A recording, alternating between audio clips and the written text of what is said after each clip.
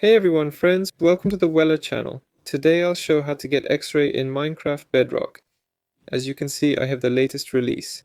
So open your browser and search for X-Ray for Minecraft Bedrock PC or just Bedrock latest version.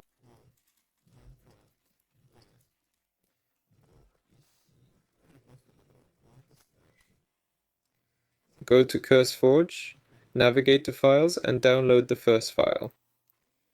Download. Wait 5 seconds. Now, open this file. Minecraft will launch automatically. You'll see a notification that the mod has been installed. Now go to Settings. Navigate to Global Resources, then My Resources.